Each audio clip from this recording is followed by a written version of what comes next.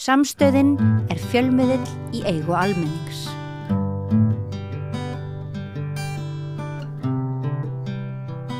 Já, okkur langar núna að tala lýðræði og kannski svolítið svona öryggismál í Evrópu. Það allt á hverjandi hveli og kannski ólíkt svona eftir í hvar maður staddur, hvernig þróunin Og það svo vel til að ég komin hingað með 2 gesti, Jón Ólafsson sem prófessor í heimspeki. Menningafræði reyndar. Menningafræði fyrir ekki, þú heimspekingur. Jú, það veist þetta. Og Valur Ingimundarson sem sagnfræðingur og prófessor í sagnfræði. Verið velkomnir. Það vill svo til að þið að koma, voru saman eða ekki, úti í Georgíu?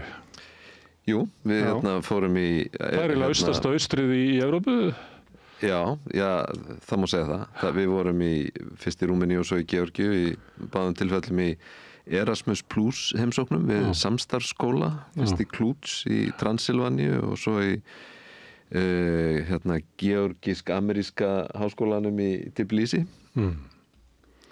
Og stjórnmála þróunin í Georgíu spennandi.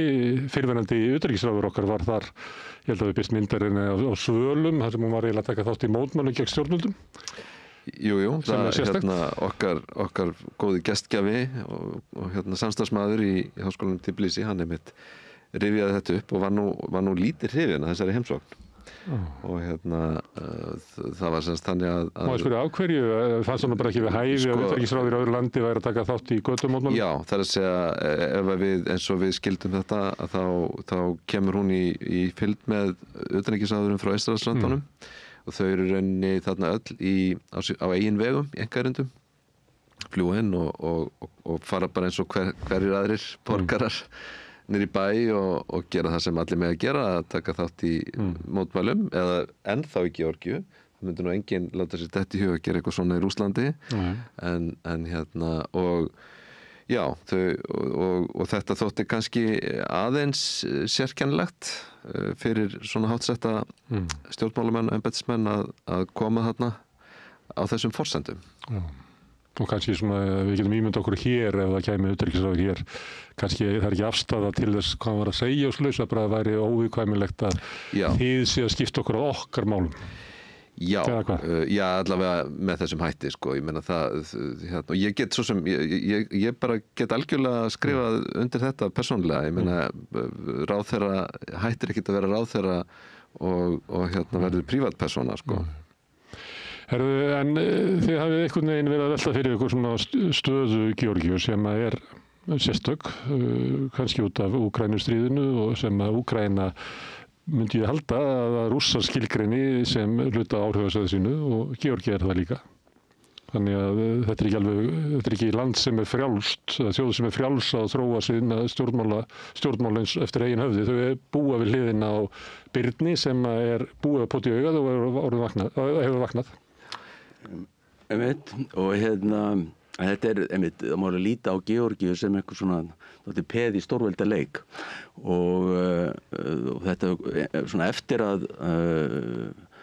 svona tímabil á fyrstu árum eftir aldamót, þá voru svona gerð tilraun, svona mjög skýr tilraun til að koma á einhverju svona vestrænu kerfið þarna á og mjög svona neoliberal, svona ný frjálshyggju tilraun líka og átti að koma Georgíu í NATO. Það var Saakasvili sem fór fyrir þessari tilraun sem var sett við völd alveg frá 2004 til 2013 held ég. Já. Og síðan honum tapar hann þeim kosningum og síðan hefur verið völd flokkur Georgíski draumurinn sem hefur tekið dálítið svona aðra línu, sérstaklega á undanförnum árum. Og svona fyrst var þessi flokkur á því að svona vilja efla tengsli með Evrópusambandið og svoleiðis, en síðan hefur flokkurinn svona dálítið svona dregið mjög úr þessum evrópsku áherslum og með því að og mér búin að fresta aðildar svona viðræðum við Evrópusambandið aðild fram til loka árs 2028, svo þetta alveg skýr svona skilaboð. Og þó að þessi helsti maður sem á bakveðna flokk, Ivanisvili, þó að hann hann varð ríkur og viðskiptum í Rússlandi eftir að Sovétríkin féllu, sko. Hann svona skugga, talið að hann sé svona maðurinn á bakvið allt saman, sko. Að nú eru vestræn ríki búin að beita hann refsiaðgerðum og marga í flokknum og svoleiðis á þeim forsendum að hann sé að vera að ganga bara gegn þessari vestrænu samlögun sjálfur sér og líka hefur verið sakaður um það að ganga erinda Rússa. En þetta alltaf mjög flókið mál vegna þess að það er ekkert stjórnmálasamband milli Georgíu og Rússlands eftir þessi átök sem urðu þarna 2008 út af aðskilnaði héruðunum, Suður-Ossetíu og Abkhazíu. Svo að þetta allt mjög flókin staða, að það svona þessi vestræna samlögun hefur verið svona sett á ís dálítið og Evrópusambandið mjög ósátt við það og líka svona, og svo reyndar núna í þinginu, á Bandaríkjaþingi, þá var nýlega samþykkti fulltrúadeildin ályktun að beita refsiaðgerðum gegn Georgíu en þessi flokkur beitir þá til sömu retorík og Trump talar djúpríkið og annað í þeim dúr og greinilega stjórnin vonast til þess að Trumpinni komi veg fyrir þetta á einhverjum á endan. Það sé djúpríkið í Bandaríkjunum sem að beita djúpríkið í Georgíu? Nei, já. Bara almennt. Sko, djúpríki, svona hugmyndur djúpríki.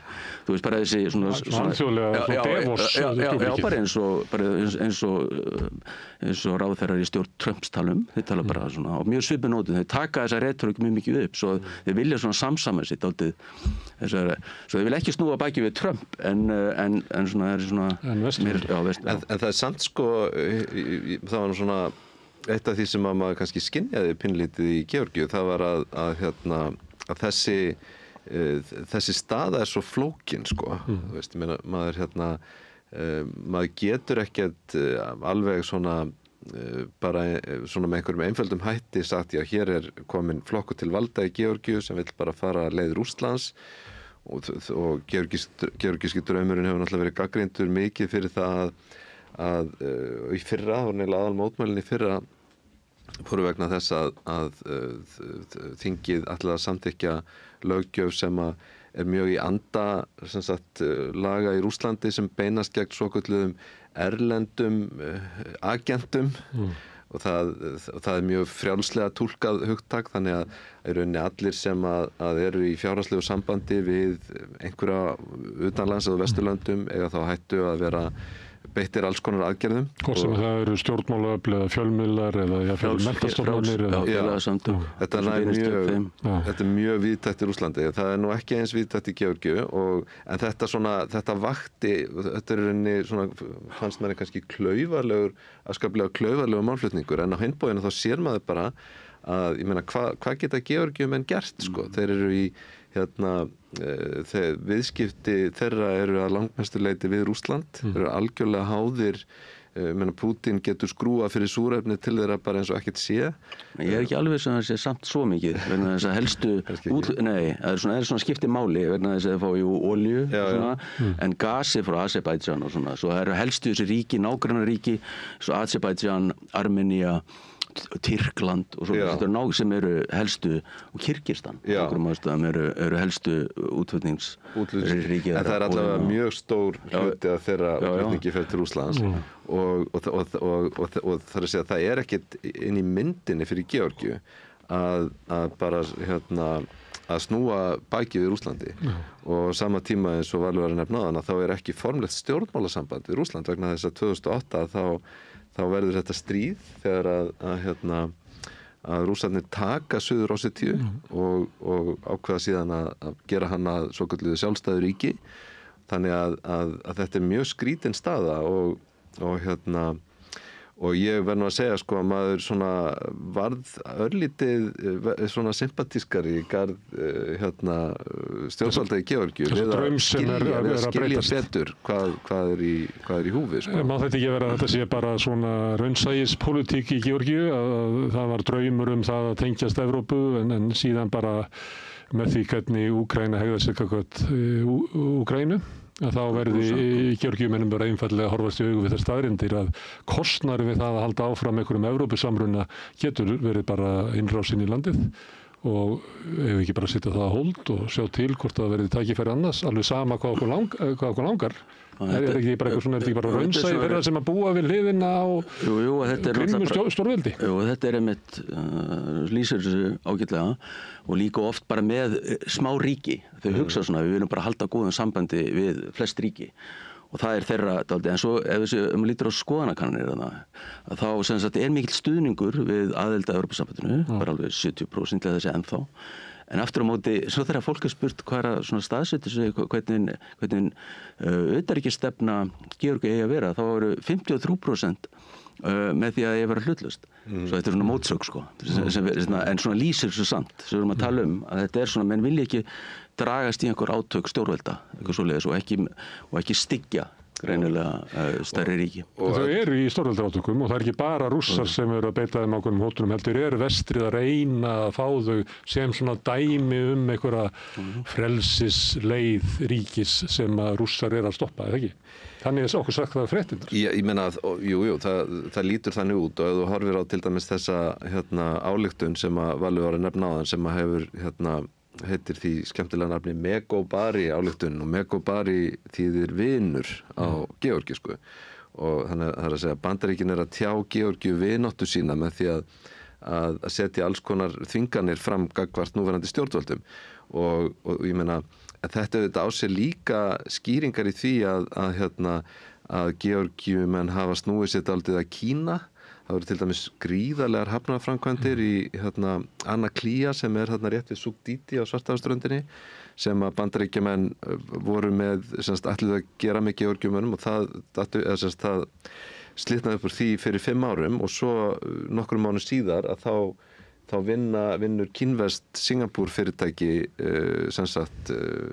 stærsta verkefnið í því og ég meina þetta er fjárfesting upp á mörg hundruð milljónir dollara til að byrja með og framkvæmdir sem eru planaðar yfir 40 ára tímabil og eiga að verða svona aðal höbbin í flutningsleiðinni yfir Svartahafið. Þannig að þar eru þetta líka partur af ástæðanum fyrir því að hvernig Bandaríkjamenn eru að hafa sér núna. Já, og Bandaríkjamenn eru þá dragað sér tilbaka út í okkur svona fjárfestingu með því að þeir eru með kröfum lýðræðisþróun eða hitt og þetta. En að því ég hef verið svolítið í Afríku, að Afríkanarnir segja það að það er svo þægilegt að skipta við kynverina því það fylgir því ekkert. Þeir bara vilja reisa höfnina og það er ekkert verið að segja að við þurfum að stakka millistéttina eða auka lýðræði eða gera hitt og þetta sem Afríkanarnir segja svo líka sem er ekkert í Evrópu, sko. Því að Evrópu kemur alltaf með svona hræsti til okkar. Það er náttúrulega löng saga á samskiptum Afríku og Evrópu sem mun taka nokkur 100 ár að gróa. Ekki Trump með þessa hræstni. Nei, hann er nefnilega hann er bara eins og kínverji, bara eins og business. En bara á síðustu árum ég held að bara Kínverjar séu orðnir bara 4. stærsta viðskiptaþjóð í Georgíu og þetta bara verið gerst á smá tíma. Svo þá kemur enn eitt ríkið til að flækja málið. Okkur var nú sagt að það væri búið ákveða það að taka upp kínversku sem skyldunámsgrein í georgískum skólum. En draumur smáríkis er að vera góðu vinur allra og það var sömuleyti var það okkar staða í kalda stríðinu. Er það valkostur? Af því að við vorum að tala um georgíska draumi sem kannski er ekki hægt að framfylgja í raunsæi. Þessi hlutleysi stefna sem verið þurfa líka á þeim eins og hjá okkur, eins og líklega hjá öllum smáþjóðum að vera bara vinur allra. Er þetta raunhæft? Eða erum við kannski í heimi þar sem að þú endanum verður að taka ákvörðun og þá náttúrulega klessast smáríkin á milli? Það er oft hannig og maður áttar sig ekki alveg á því, þetta er svo mikil óvissa þarna og það voru þessar kosningar sem voru umdeildar en ég meina ÖSE samt lýsti því ekki yfir að þetta verið beinlínis var ekki að draga niðurstöðun í efa. Málega svoleiðis að það voru hnökrar eitthvað svoleiðis en það var ekki beinlínis að úrslitin voru nokkuð skýr georgíski draumur vann, hvað fengu, 53% og svoleiðis og stjórnar næstan undir 40 þess að bandala það en já, það er bara en núna þegar við vorum þetta núna þessi þá voru talsverð mótmæli og sérstaklega mitt svona í lok síðasta árs en þessi mótmæli sem eru vikulega núna fyrir framan þinghúsið þau voru mjög þróttlítil þetta er orðið bara svona ritual það var svona tilfinningir sem maður fekk og það voru fleiri bandaríski fánar heldur en evrópskir og ég veit ekki hvað það átt að takna En getið lýst fyrir mér hvers konar fyrirbrigði þessi flokkur fyrir hvað hann stendur, hvernig Georgíu vill hann? Sko, þetta hægri flokkur? Þetta trumpista flokkur? Nei, eiginlega ekki. Hann á sér þessa sögu, það sem sagt 2012 eða 2013 fyrir geðu, þá lýkur seinna kjörtímabili Saakashvili og hann mátti ekki bjóða sig fram aftur og Bidzina Ivanishvili sem að þessi auðmaður sem að hefur auður hans hefur náð hæst að verða alltaf fjórðungur af sem sagt, þjóðartekjum Georgíu. Þetta svona ævintýrlega stórt á hann mælikvarða. Hann sem sagt Þetta svo Tórsararnir 1920. Já, það? Það er ótrúlega hvað þeir voru auðugir í samanburði við íslenska samfélagið. Ég meina, hann náttúrulega bara eins og kóngur þessi maður og bara svona til að skjóta því inn í við dáðumst mjög að höllinni sem hann hefur byggt sér sem að gnæfir yfir Tbilisi og maður trúir því ekki fyrir maður sér það hvílíkt byggingin, hún svo stór og rosaleg og á stað þar sem hún sést allstaða frá og þetta eru hans höfuðstöður og ég held heimili líka þannig að þetta er mjög sérstök staði sem maður hefur og allir þekkja hann og margir njóta góðs af hans auði. Hann hefur dreift peningum til ákveðina hópa og náttúrulega verið sakaður að kaupa atkvæði með þeim hætti og hann getur svo sannlega gert það. En allavega, það er upphaf georgíska draumsins þarna 2013 og þá þetta bandalag sem að síðan safnar til sín fleiri minni stjórnmálahreyfingum og hefur jaft og þétt í rauninni styrt stöðu sína. Ég meina þetta að mörgu leyti getur maður nú sagt þó að þessi sigur þarna í haust sé það skýra að svindl hafi örugglega ekki haft neinn úrslit áhrif að þá þetta samt þannig bandalag að það eiginlega erfitt að sjá að það geti ekki unnið af því það tekur þannig utan pólitíska litrófið og það kannski líka alltaf dálítið hættulegt ef einhver flokkur eða flokkabandalag í þeirri stöðu að bara eiga völdin Svipað í Ungverjalandi og fleira þar sem að flokkar komast til valda og þeir geta breyst karakter á leiðinni og þróast yfir að vera einhvern svona valdaflokkar og eru bara með æðakerfið út í alla stjórnsýslu, út í alla fjölmiðla og eiga raunverulega samfélagið undanum. Fídes í Ungverjalandi var náttúrulega bara frjálshyggjuflokkur til að byrja með. Hann bara óþekkjanlegur. En ég held þarna með Georgíu að þú veist, þegar þú horfir á þetta svona, þá þessi flokkur að reyna að fóta sig með flóknu pólitísku umhverfi og það koma skringilega hlutir eins og retorík sem að bara virðist vera úr versta trumpisma en svo það líka svona skynsemi og pragmatismi og ég meina það náttúrulega bara verið að reyna að lifa af í þessum heimi Ég meina Armenia náttúrulega í svipari stöðu og jafnvel ennþá viðkvæmari heldur en Georgía og í rauninni getur maður sagt að öll þessi lönd, ég meina Asíulöndin 5, Kazakstan, Turkmenistan, Kirgistan, Tadjikistan og Úsbekistan, öll þessi lönd í rauninni móta sína pólitík algjörlega út frá sambandinu við Rússland Og líta kannski svo á að við verðum að búa til okkar eigin pólitík út frá raunveruleika sem við búum við. Við getum ekki tekið eitthvað úr hillu frá ykkur af því það bara fittar ekki inn í raunveruleika sem við búum við. Nei, og svo það líka að vita það náttúrulega að Georgía ekki á leiðin í Evrópusambandið í bráð. Það mun bara taka, veist og þá komum við aftur að þessu. Það er alltaf verið að svona moralisera þessa hluti. Það er alltaf verið að segja að þið þurfa að uppfylla svo mikið skilyrði og þú veist og endalaust og svo sjá menn að þetta ekki að fara að gerast fyrirsjáanlegri framtíð svo að það líka dregur úr trúnni á þetta. En einu sem var sagt að Georgía var leiðin í NATO. Já, það var 2008 og það var Bandaríkjamenn voru fylgjandi því og samt Úkraínu en þá var Evrópa ekki tilbúin og svo það var þessi Búkarest fundur 2008 þar sem í raun og veru Merkel og fleiri og frakkar líka komið veg fyrir það en samt þá komið sér klaufalega yfirlýsing reyndar í lok fundarins sem það sem var svona málamiðlun milli Evrópuríkjanna, stærstu Evrópuríkjanna og Bandaríkjanna það að Georgía yrði hluti af NATO en aldrei það var ekki neinn svona tímasetning en eitt svoleiðis og þetta var bara málamiðlun og ég var nú að lesa þetta raunveruleiki í stjórnmálunum þarna að leiðin til þess að vera með örugga Georgíu að ganga í NATO svo Bandaríkja her geti varið á fyrir Rússum. Svipað er hugmyndin í Úkraínu.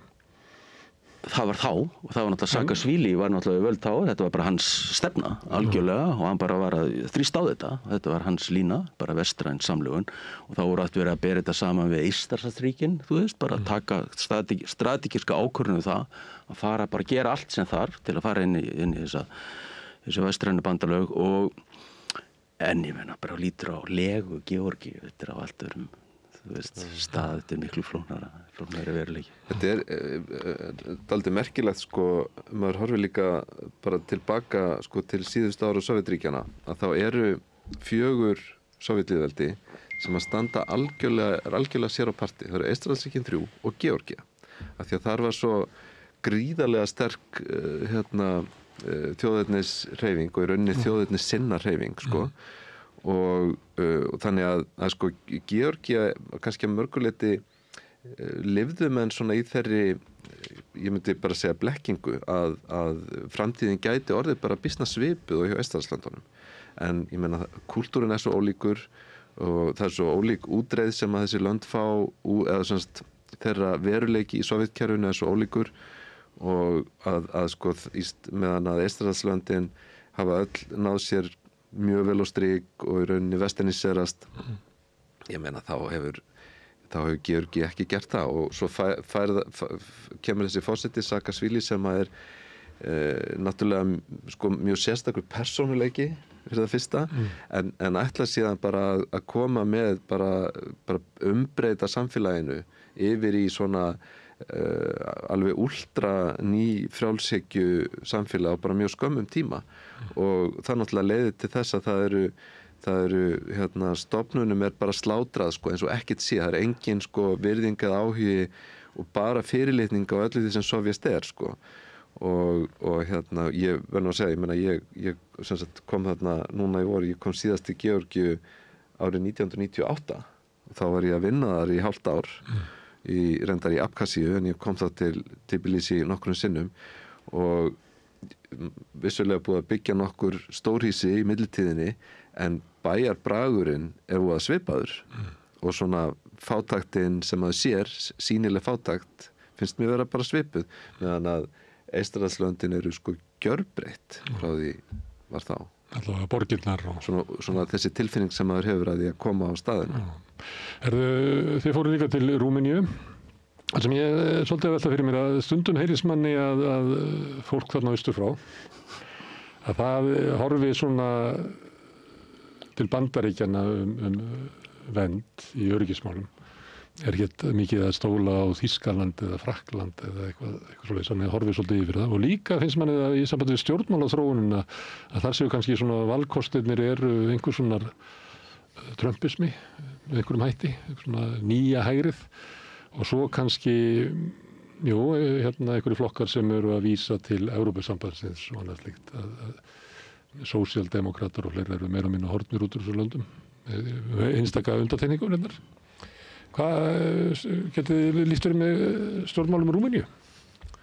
Já, voru náttúrulega þegar við vorum þarna úti þá voru forsetakosningar þar fyrir umferðin og þá leitum við út fyrir að þessi Simeón sem var sem sagt fulltrúi þessara svona trumpistana þarna og hann var líka á bandi Rússa að hann myndi vinna en svo snerist þetta og það voru allir sem fylgdu hinum sem var einhver svona miðjumaður samt en fór fram sem sagt alveg sjálfst óháð öðrum flokkum sko og það er greinilega sem þurfti það er svo ofboðsleg gagnrýni á þessa mainstream flokka þarna miðhægri og sósíaldemókrata flokkur þarna líka bara það er svo rótgróin svona skoðum þar að þetta er svo spiltir þessi flokkar það sé ekki hægt að styðja og þetta er líka mótmæla atkvæði gegn þeim.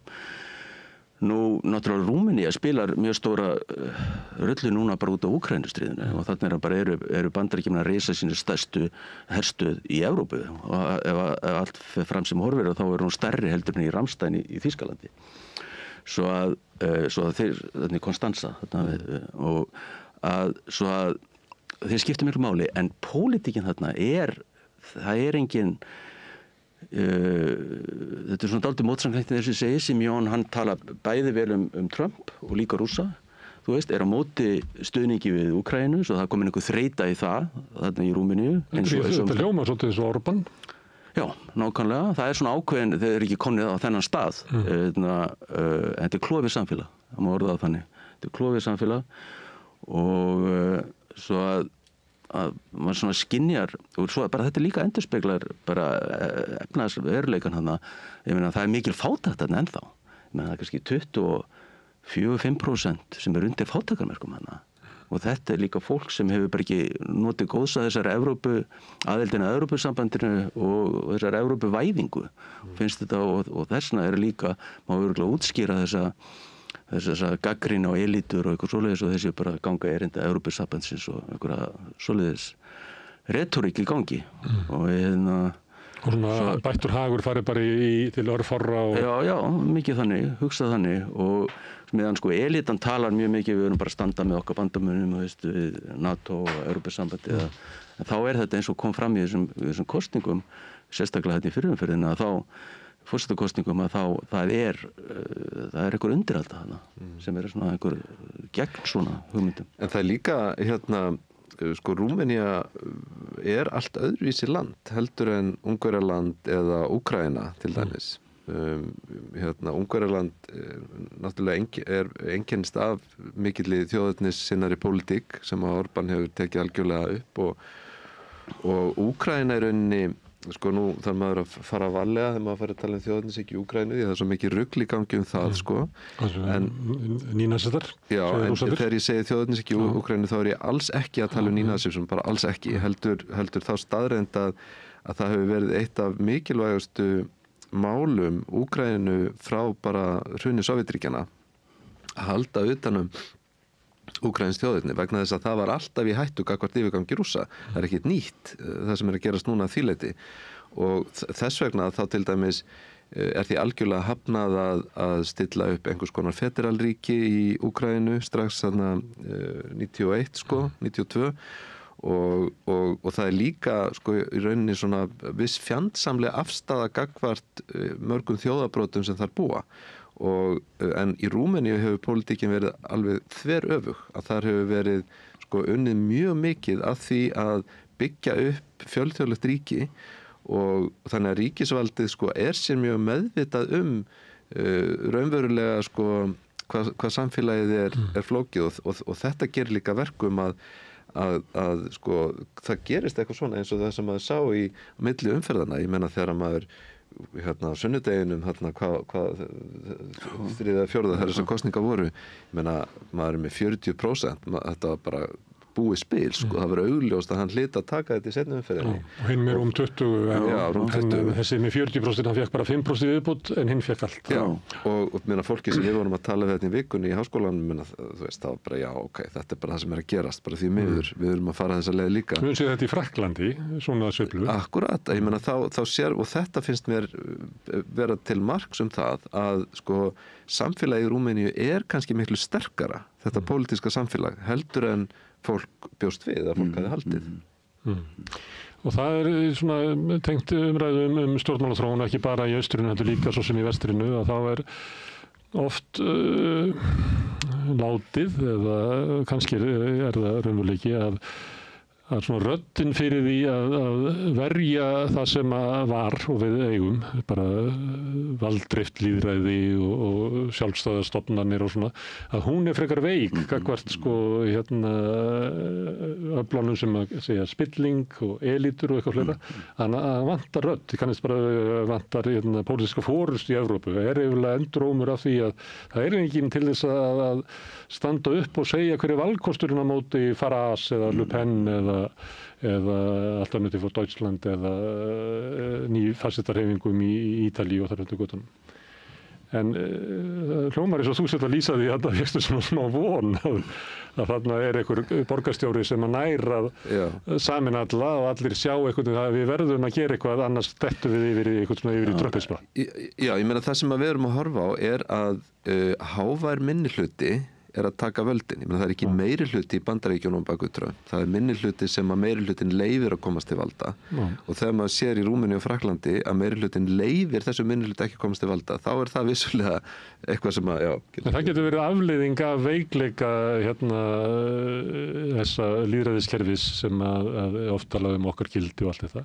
Það vegna þess að lítill minnihluti getur náðu völdum innan stjórnmálakerfis sem að stór hluti almennings hefur misst trú á. Þannig nær Trump völdum. Og þannig En svo líka, þetta verið mjög erfitt að stjórna núna, vegna sérstaklega, núna er fjárlaga hallinn í Rúmeníu er svo langhæst í Evrópu. Bara 9,3% af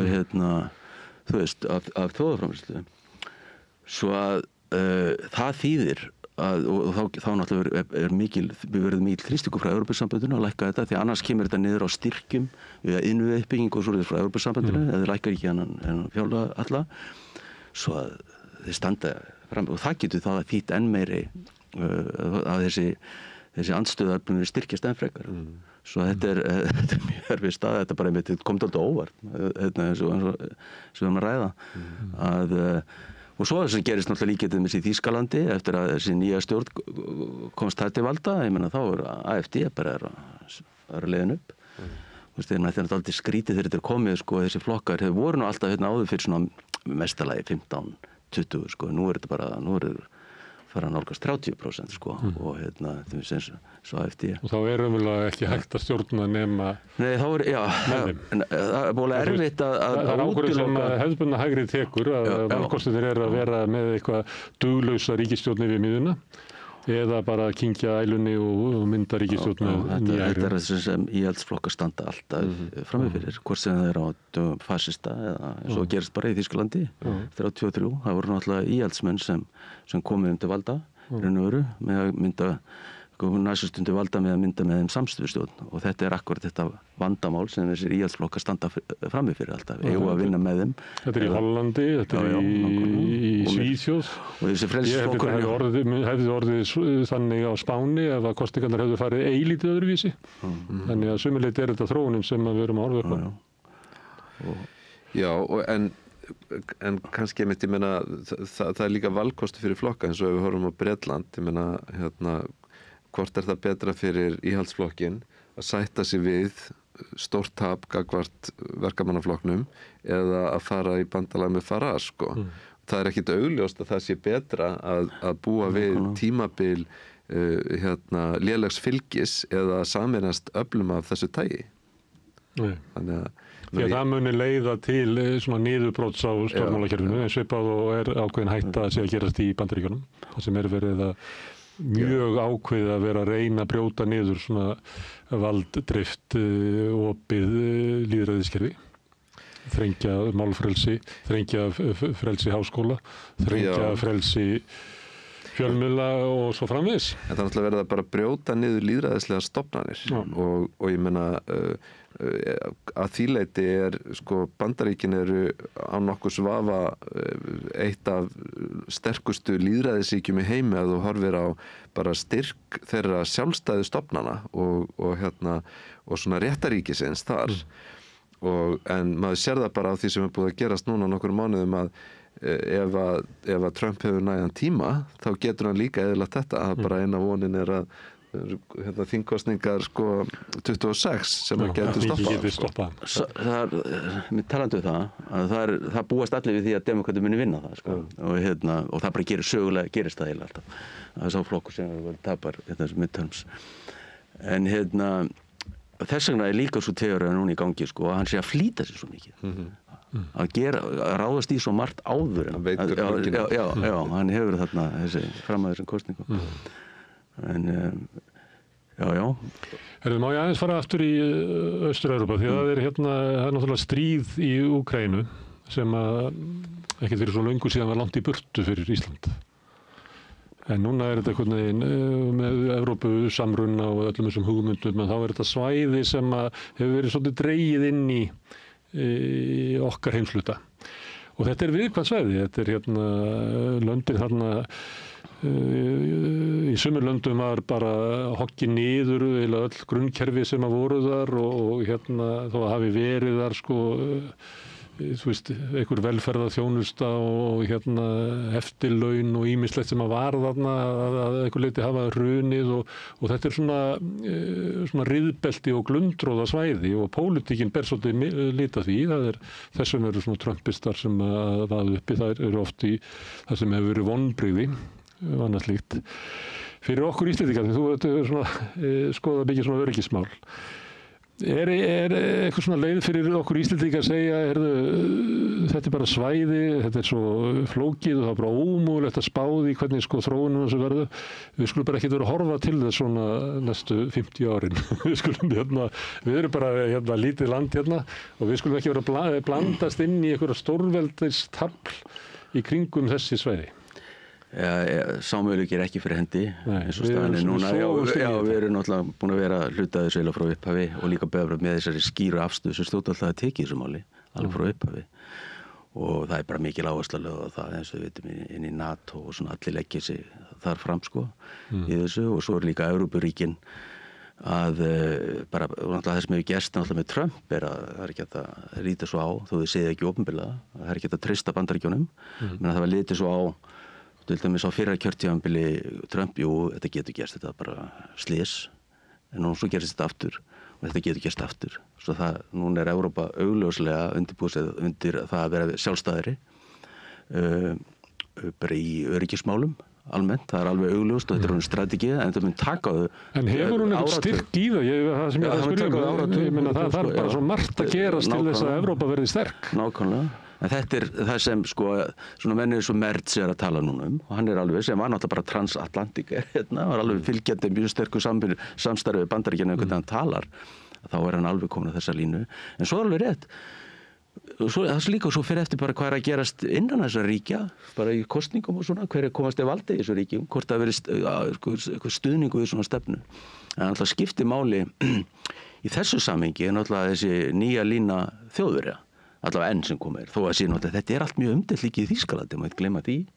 Þú veist, það er ekkert ykkur, þú veist, þeir eru svona eins og kom fram í stefnu síðustu stjórnar undir Scholz sem hann var alltaf mjög tregur til að senda vopn og tók langan tíma og eitthvað svona alltaf að samþykja.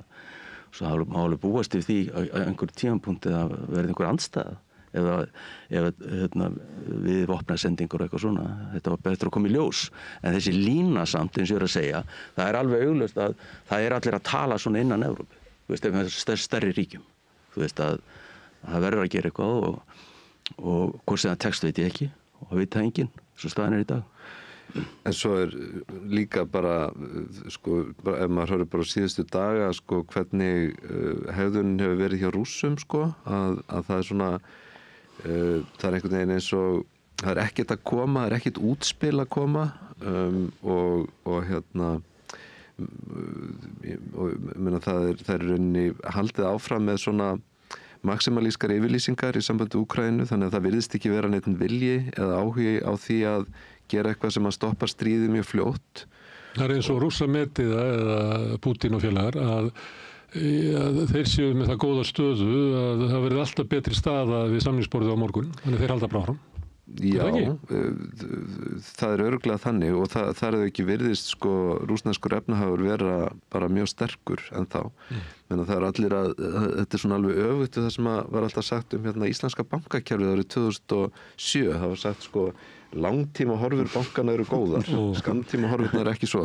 Nú það er alveg öfugt sagt um Rússland. Það er langtíma horfurnar eru slæmar, þær eru vonlausar en það er ekkert að gerast sem að bendir til þess að það sé eitthvað að fara að hrynja. Það er nóg til að peningum og það er til dæmis talað um það að jafnvel þó að olíutekjurnar dragist verulega saman að þá muni sko þá sé búið að búa það vel hnútana að það sé bara dálítið langur tími sem að það getur varað án þess að það hafi verulega áhrif á efnahaginn.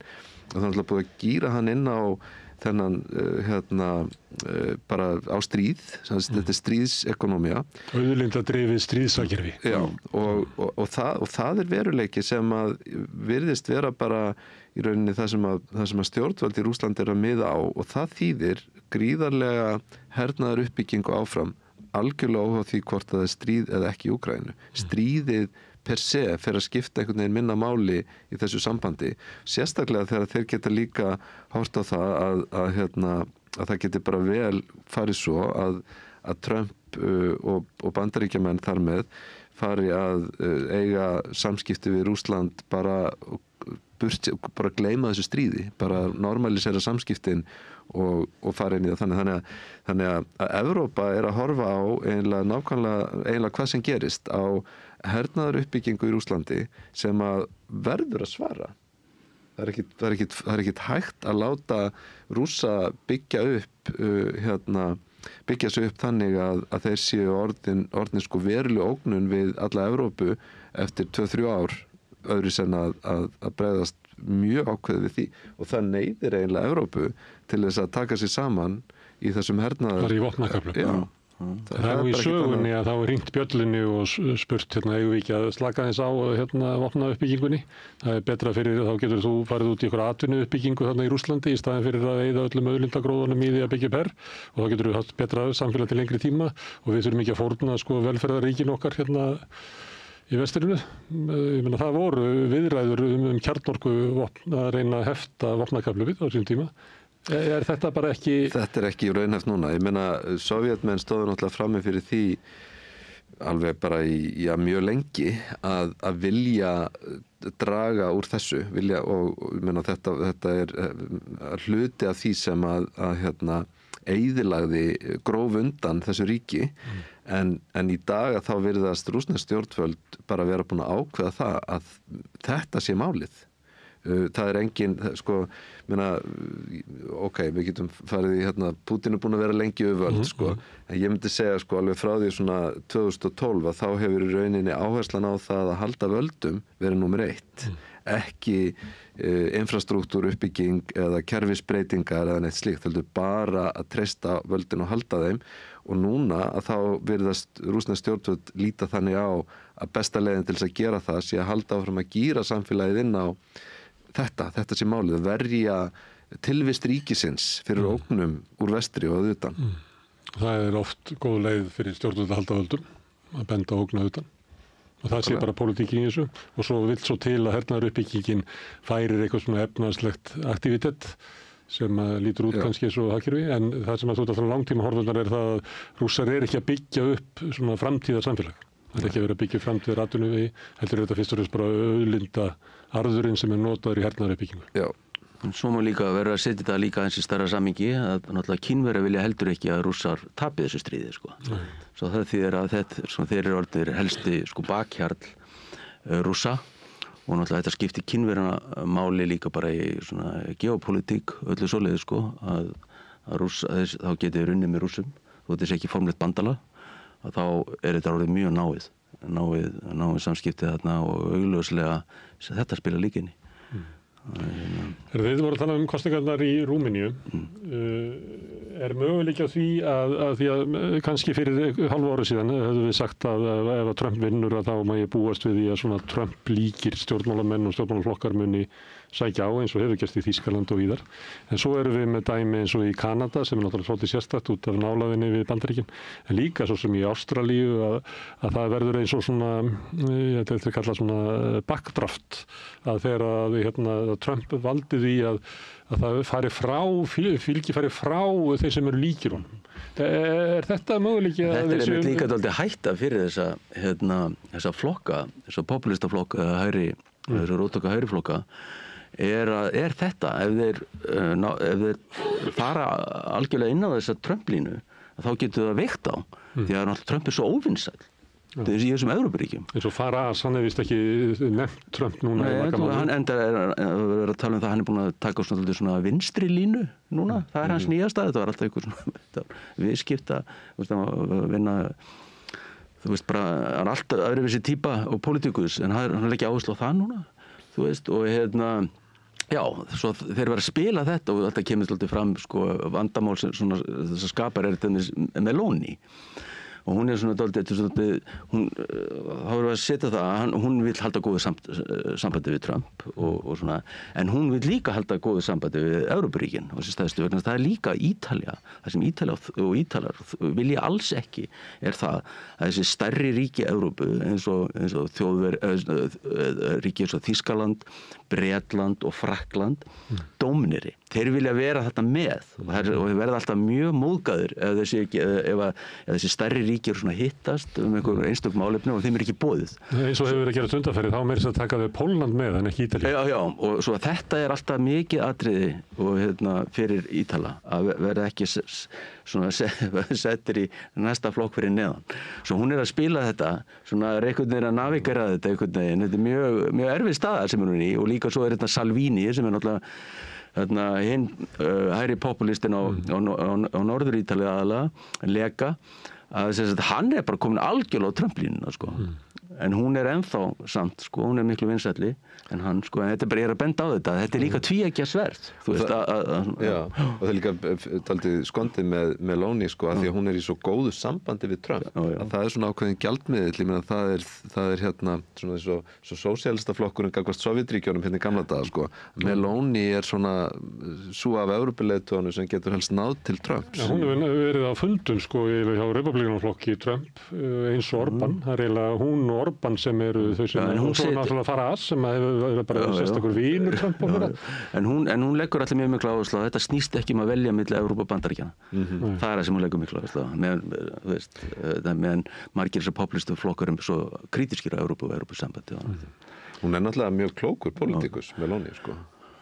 Já, hún hefur haldið vinsældu sínum öfugt við eiginlega öll stjórnvöld í Evrópu.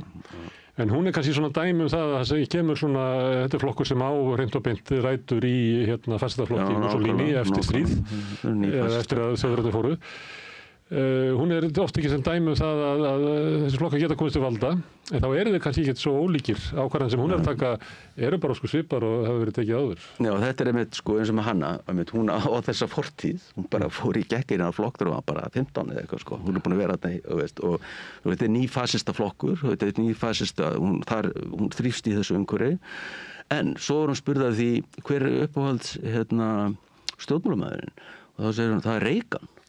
Og þá komum við inn annað, það það þessi flokkar stundum þeir taka eins og hún svona taka upp íhaldsskildi líka, þetta ekki bara aðgreina sig frá íhaldsmönnum, þetta líka taka eitthvað úr stefnuskráðu þeirra og líka náttúrulega til að vera sín ofan á, sko. En svo þetta miklu flóknar, þetta ekki bara það sem að íhaldsmenn alltaf verða einhvern veginn að gera upp þessu hvort þeir vilja starfa með þessum flokkum eða ekki, þeir verða líka kannski bara taka þeir líka þeirra eigin gildi og þá bara verða þeir undir þessu íhaldsflokkar, sko. Ég veit ekki hvað ég má tóku langt inn í svona þessar pólitísku breytingar sem eru, en því hefur haldið fram að við sem bara fyrir löngu komin inn í tímabil populíska stjórnmála. Og þannig að svona eftir stríðsára stjórnmálin með svona klassíska hægrið og svona sem við erum að reyna kannski til þess að átta okkur á, og maður gerir það stundu þegar maður að tala stjórnmál í öðru löndum og segja að þetta svona sirka viðreisn og þetta svona sirka miðflokkurinn, en það ekki endilega þannig, sko. Það svo þú ert að lýsa, það getur verið, ef maður kæmi frá eftir stríðsárunum og var að horfa á Meloni, að þá bara stangast þetta á, og ég tala ekki alltaf að fá Trump, að reyna að útskýra efnastefnu Trump, að þá bara gengur hún ekki upp með þeim tækjum sem við höfðum áður. Og kannski erum við bara komin inn í svona stjórnmál, eins og þú ert að tala að Farage að því að til þess að fjarlæga sig frá Trump, að þá hann allir byrjað að hljóma eins og svona vinstrimaður frá 1980 eða eitthvað. Þannig að kannski erum við bara í stjórnmálum sem bara eiginlega vonlaust að Þetta reyður á. Við þurfum að fara bara í endurmenntun. En sko, ég meina, við erum með þetta í tímabili endurvinnslu hugmynda. Veist, ég meina, það eru öll 20. öldin einhvern veginn undir. Það fólk að grípa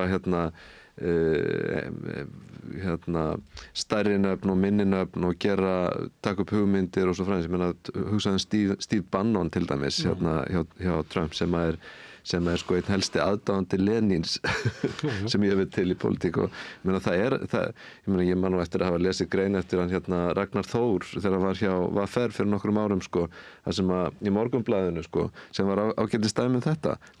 Það var blanda af alls konar hugmyndum sko.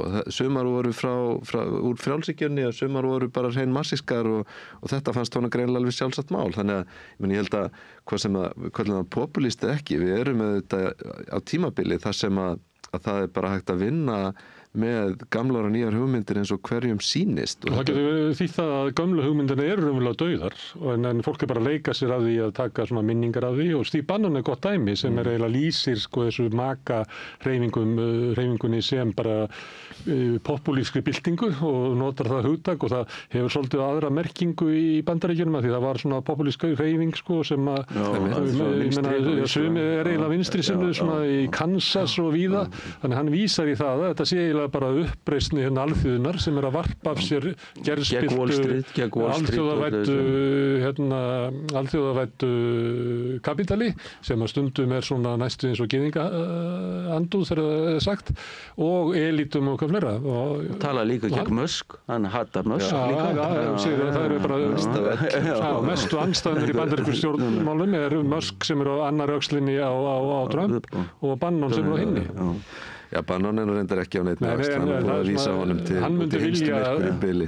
Bannon þetta væntum að hann hefði heyrt þessa lýsingu. Því hann gerir svolítið meira úr áhrifum sínum heldur en en hann talar svolítið inn í svona þann hluta kjósenda sem að kemur oft til umræðu hérna við rauðaborðið þegar við tala Trump sem að er hvernig Trump tókst að ná alþýðumanna í riðbeltunum sem hafðu eiginlega mist alla trú á kerfinu. Að hann náði því og þá segja sósíalistar og vinstri fólk eitthvað hvernig gátu við mist þetta. Þið kannast við þetta sama með Le Pen í riðbeltunum í Frakklandi, allt henni frá Deutschlandi, í Austur-Þýskalandi, Boris Johnson þegar hann náði kosningasigrinum í norðurhéruðunum í Bandaríkjunum. Nei, í Bretlandi fyrir. En þegar þú setur þetta svona upp sko, sem sagt, þá er allt í einu, þú býr til hugtaki popúlismi yfir þetta allt saman. Og ég er ekkit viss að það sé endilega málið sko, að þarna sé einhver popúlismi sem að lítur svona út og við getum einhvern veginn skilgreindan og lýst honum og svona einn átt. Ég meina þetta er flóknari staða þar sem að við erum ekkert sko þessar ideológísku kategóriur sem að fólki fannst svo sjálfsagðar á 7. og 7. áratug síðustu aldar að þetta virtist bara vera nánast einhver lögmál það hvernig pólitíkin ætti að vera að þær eru bara farnar út í veður og vind og ég meina svo hefur fólk náttúrulega áhyggjur af því að þetta þýðir líka að það sé sko sjálfur sannleikurinn sé bara farin til andskotans og einhver postsannleikur sem er eitthvað allt annað. Ég held að þetta sé aldrei yfirdrifið sko vegna þess að við verðum líka sko held ég að hafa í huga að sko pólitík eftirstríðsárana og þessara áratuga bara megnið af öldinni sem var eftir var í rauninni konsensusdrifið eða svona gekk út á einhvers konar allsherjar samkomulag og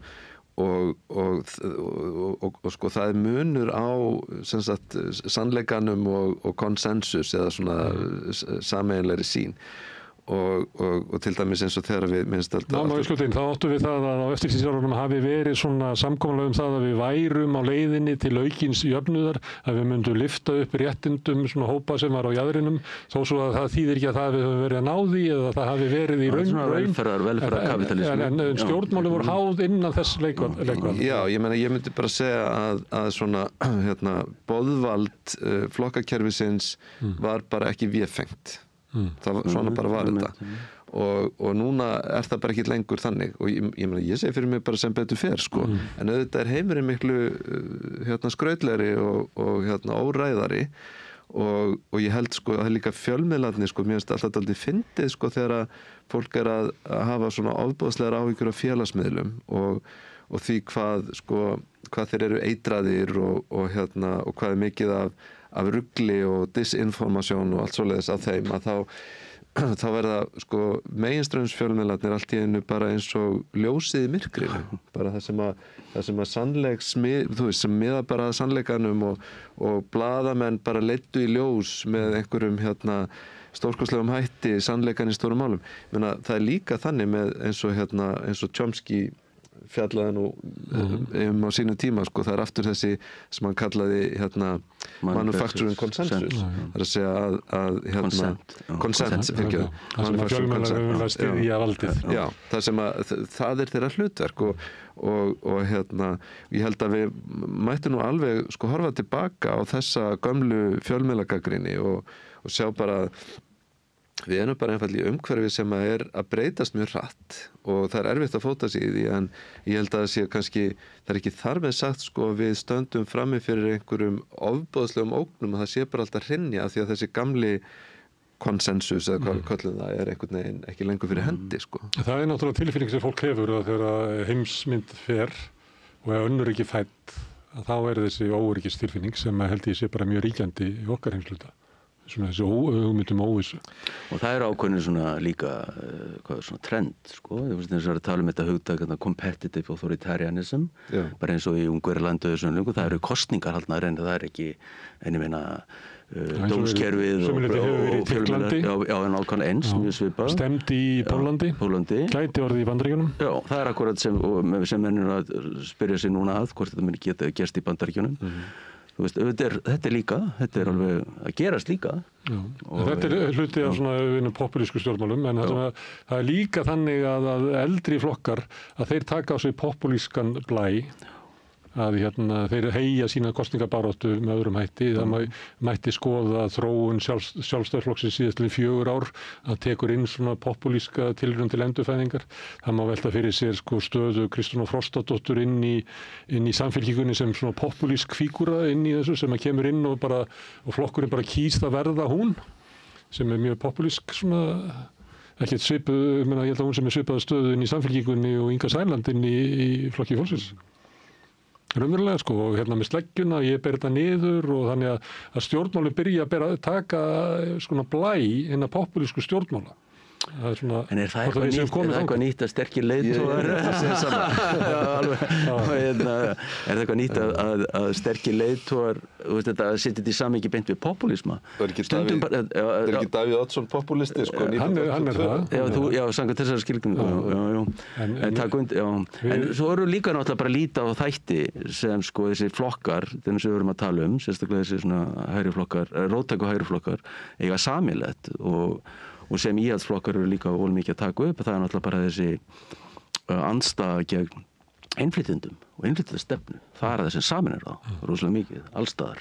Og það geta þið talað ég menna, og það svo áhugavert líka þegar við erum að tala þessa flokka. Þetta eru þjóðernisflokkar oft á tíðum, leggja mikla áherslu á þjóðernishyggju.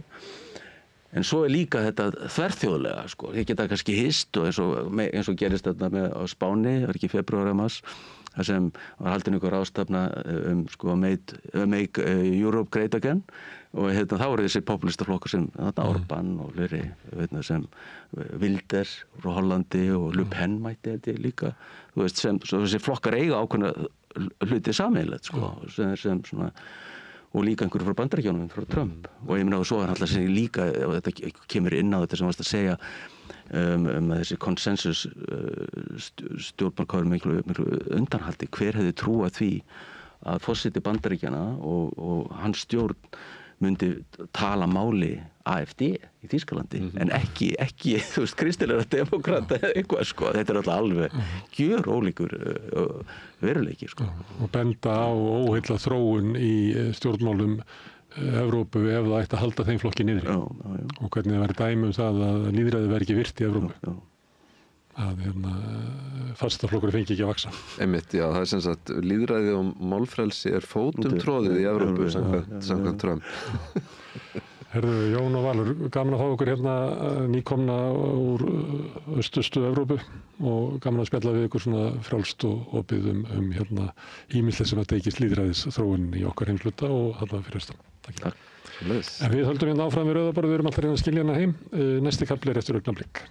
Samlokubrauð, maltbrauð, tékkneskt-brauð, súrdeigsbrauð, brauð ársins, Bernhöfts bakari, íslenskt handverk síðan 1834.